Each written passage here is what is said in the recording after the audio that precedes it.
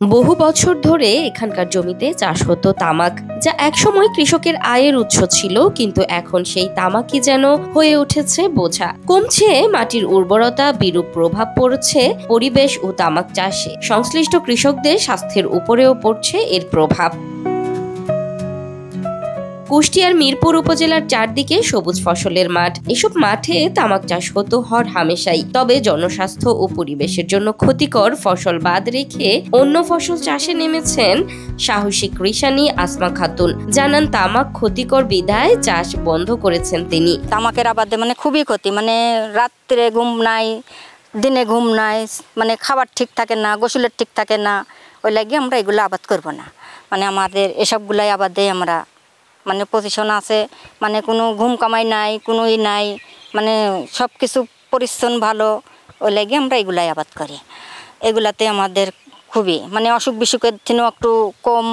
আর ওইগুলাই তো অসুখ বিসুখ না হলেও অসুখ বিসুখ গায়ে জ্বরা তুলিলে আসছে। যশোর অঞ্চলের টেকসই কৃষি সম্প্রসারণ প্রকল্পের সহায়তায় এই নারী বাণিজ্যিকভাবে শুরু করেন লতিকচু চাষের পাশাপাশি তামাক ছেড়ে অন্য ফসলেও উদ্বৃত্ত করেছেন তিনি। আমাকে খুব ক্ষতি, আমার ছেলে সন্তান সবাই মিলে আমাদের খুব কষ্ট হয়।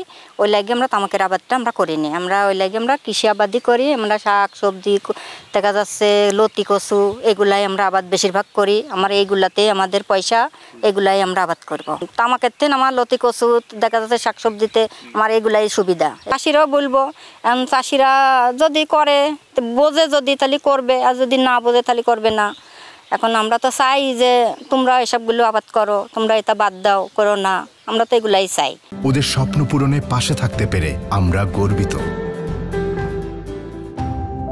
একদিকে পরিবেশ ও মানুষের ক্ষতি, অন্যদিকে ঋণ। তাই তো তামাক ছেড়ে নতুন ফসল চাষে মুখে হাসি ফুটেছে কৃষকদের, কমেছে দুশ্চিন্তা। 2 মাস পরে লতি ধরা পাতেছে। সেই লতি ধরা পাতে তুলেছি 15,000 টাকা খরচ করার পরে। এখন তুলছি, বেচছি সপ্তাহে 3 দিন 4,000-5,000 টাকা বিক্রি হচ্ছে লতি কচু। এটা প্রশিক্ষণ আমার মইনুল ভাই দিয়েছে। এই মইনুল ভাইয়ের কথাই আমি এটা লতি আবাদ করেছি। আচ্ছা, আমার বছরে 80,000 টাকা আসে, আর খরচ আছে 15,000 টাকা। আবহাওয়া ভালো থাকলে আসমা খাতুন এবার প্রায় 1 লাখ টাকার কচু বিক্রি করতে পারবেন বলে জানান এই কৃষি অফিসার। যশোর অঞ্চলের টেকসই কৃষি সম্প্রসারণ প্রকল্পের আওতায় লতি কচুর একটি প্রদর্শনী আমরা মোসাম্মদ আসমা খাতুনকে দিয়েছিলাম।